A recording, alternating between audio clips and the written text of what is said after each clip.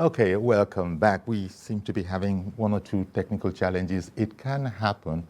I don't know, can't make too much of it, but there appear to be technical challenges even with INEC. We're talking about the conclusion, the successful conclusion of the 2023 elections, February 25, and a winner is known around the world. APC has won that election, the ruling party, so the ruling party is succeeding itself. But as I was saying, it's all over the press that the contestants are not all in agreement. So you have a situation where the man who placed third, Mr. Obi of Labour Party, has said that he's heading to court and he will be proving how it is that he won. Meanwhile, the candidate of the PDP, Alhaji Atiku Abubakar, has said that Peter Obi did not win enough votes to be made president. And, it's observed that, well, while Obi got, 6 million votes, 6,101,533 from 36 states of the Federation. The largest chunk, the biggest chunk of votes, 1.9 million, actually comes in the southeast states of Abia, Anambra, Ebonyi, Enugu, and Imo. The balance of those votes were won by LP outside of the southeast are Lagos, Plateau, and Cross River, including, I beg your pardon, that's not the end, Edo Delta and Nasarawa. So Mr. B got votes from all those places, and Mr. Atiku Abubakar has said that Obi didn't, secure enough votes to be declared the president. But there's no such contention when it comes to Asiwaju, Bola, Ahmed, Tinubu, and Kashim Shettima. But nevertheless, they say they will be approaching the courts. If the presidential candidate of the PDP is saying that the presidential candidate of LP did not win enough votes, did not qualify to be declared the winner of that election, I guess it stands to reason that the truth lies with just one of them, because both of them can't be correct. Mr. Obi says he's going to be approaching the Supreme, he said he's going to prove how he was robbed, put that in parentheses, how he was robbed. And Mr. Atiku says Obi didn't win. Now, Tinubu did win.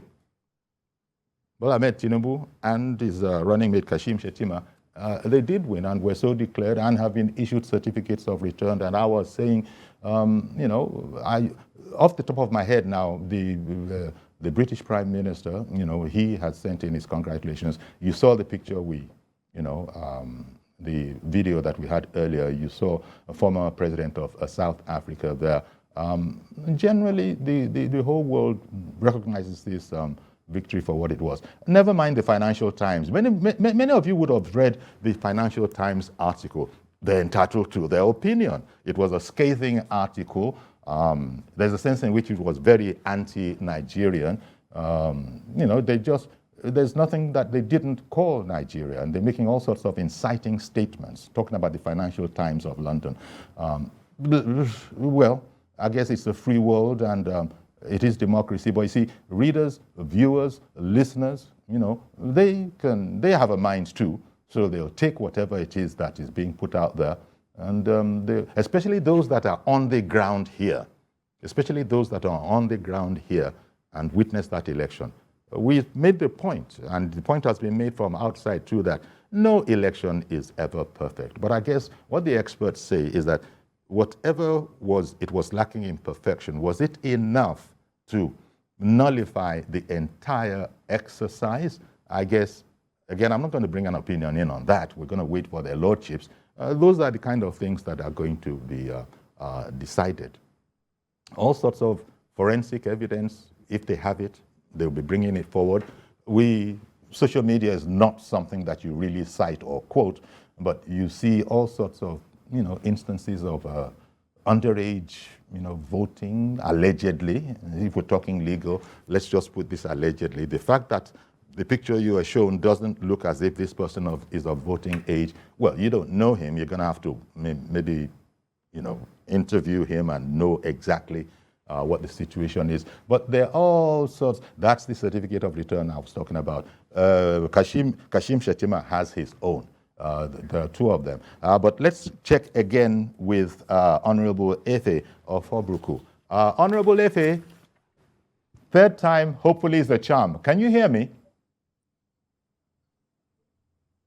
Honorable Efe. Well, regular viewers know that it is like this sometimes. Honorable Efe of Obruku in Delta State. Can you read me? Can you hear me? I can hear you. Okay, let's just try. Let's just go. Give me your impressions, please, about the governorship elections coming up next week. Delta, your state, is one of those states that is contesting, and it's your former party, the PDP, that is contesting this election. They're one of the 6, including Adamawa, Akwa Ibom, Bayelsa, Edo, and Sokoto, that are asking the Supreme Court to void this election. What do you think are the chances of the governorship election coming up for your party, APC? The chances of APC in Delta State is getting brighter and brighter every day, considering the outcome of the elections on the 25th of February 2023. What we are seeing at the moment in Delta is a referendum on the present administration in the state. A situation where you have people of diverse political leaning all coming together to decide to vote in one direction. In fact, it is a settled matter that for the governorship of Delta State, from across the 3 senatorial districts, they decided to put their money where their mouth is by making sure that they vote the Deputy President of the Senate, Obarisi Obioma Agege, as the governor of Delta State. On the issue of the governorship of Delta State, the party is just a vehicle to convey the candidate to destination. We are all looking in one direction. We are looking at an individual. We are looking at the candidacy of Obioma Agege. We are not comparing parties on the issue of governorship at all. We are comparing the quality of the people that are contesting for governorship. Some of us indicated interest initially because we believe that we cannot use the education we have acquired to expand the frontiers of thuggery and illiteracy in Delta State. There are better people with better pedigree, with better experience that can govern Delta State. Some persons have been beating their chests, talking about street credibility and talking about excess local content. Local content is not for governance in 2023. Local content is not for the administration of a state. These are the same people who have, within the shortest time in the history of any parliament anywhere in the world, approved 120 billion naira as loan for a government that is exiting in less than 120 days. So what are we talking about? What is the loan for? It's standard practice. Before a parliament will approve any loan for any government, there must first of all be a minutes of ESCO committee where the ESCO agreed that the states should go on such loan. Then secondly, the purpose for the loan, the projects, the value of each of the project, the allocations must all also be on an annexure as an addendum to the letter making the request. But the reverse is the case. It's just a blanket approval.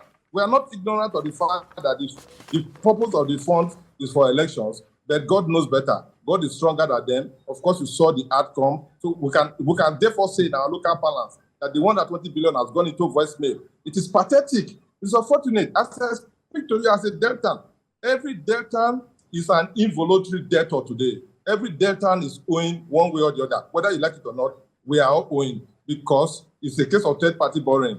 Loans have been taken on our behalf that we did not sign on to, which we have to pay in our generation or our children's generation we inherited. Okay. Now, you want to match the volume of loans taken with the projects or the development of ground. You will discover that the disparity is out of this world. That is why a lot of us are concerned. It is not personal. It's not personal. The PDP candidate is from my place.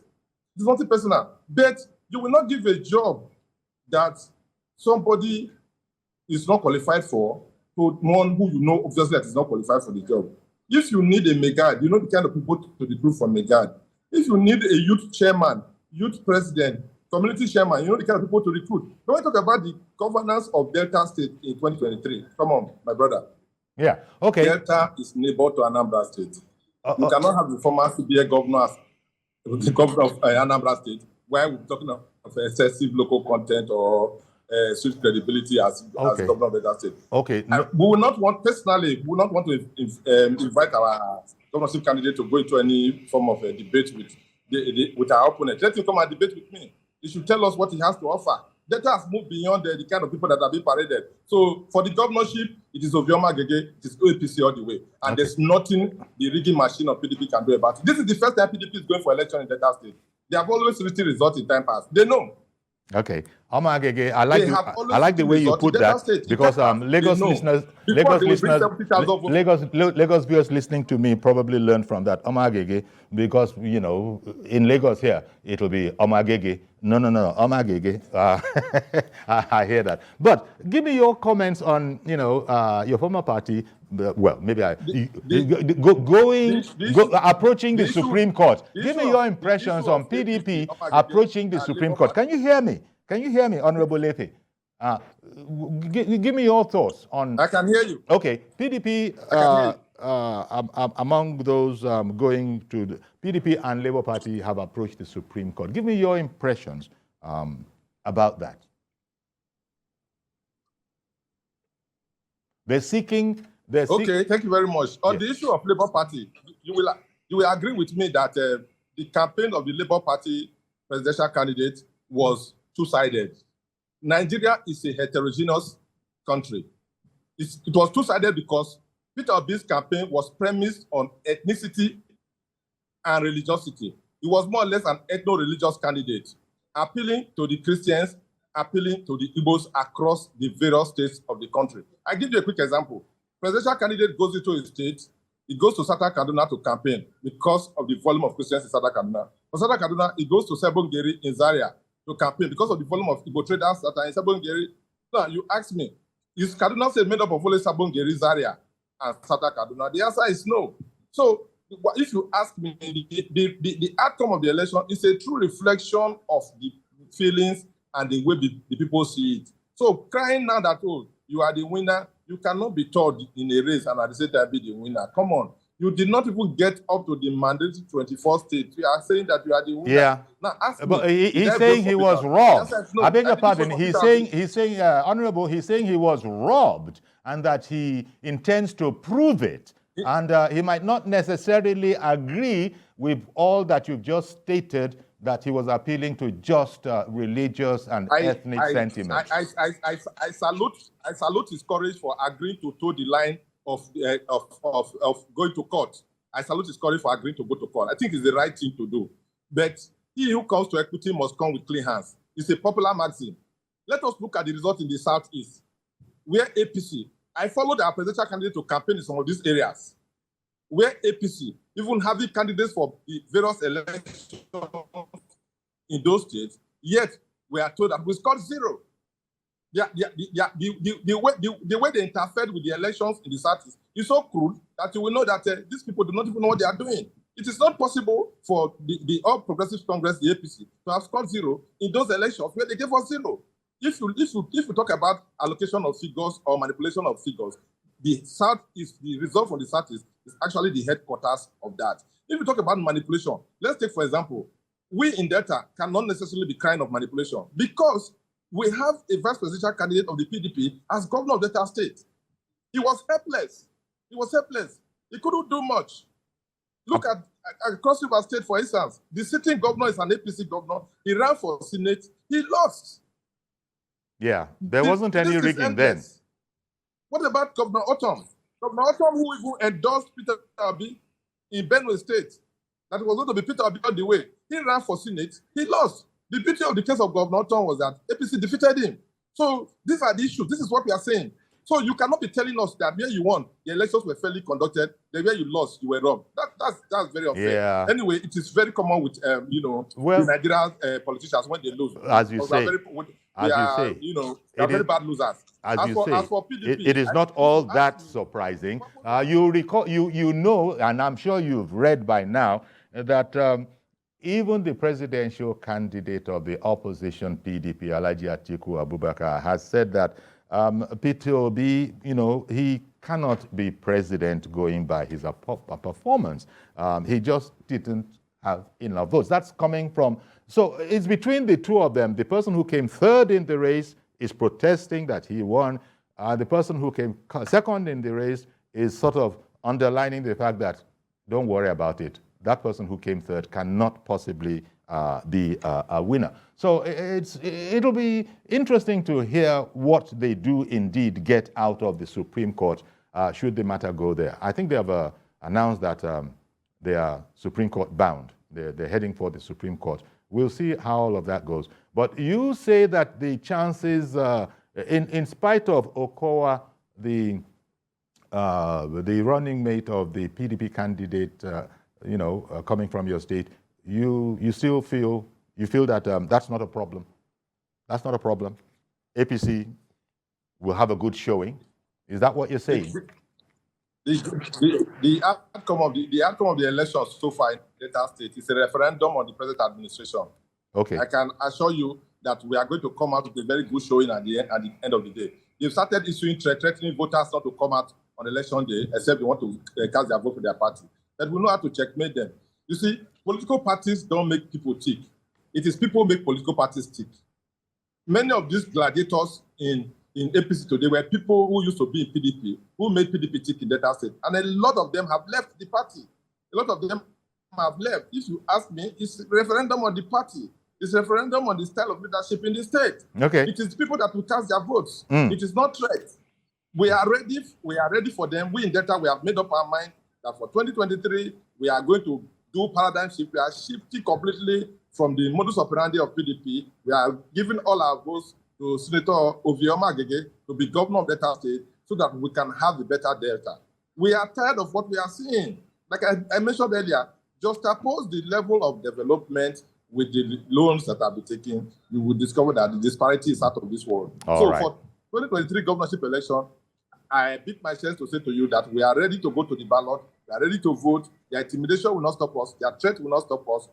I use this opportunity to call on security agencies to be up and doing, to get ready because it's a showdown. I told somebody, I said it's going to be last fight for PDP, and they will come out smoking, but we are ready for them. The Bible says, many are the afflictions of the righteous, but the Lord God delivered him from them all. We are very sure that we will be delivered from the afflictions of PDP at the end of the day. Thank you very much. Thank you very much, Honorable Efe Ofobruku, two-time member of the Delta State House of Assembly, so you certainly do know the terrain. We're going to have to leave it there. Thank you very much. And also, sort of apologizing to our viewers because it didn't go quite the way we wanted. It happens from time to time. So that's our program today. Please join us on Monday for a fresh edition, and that will be the week that will be counting down into the governorship elections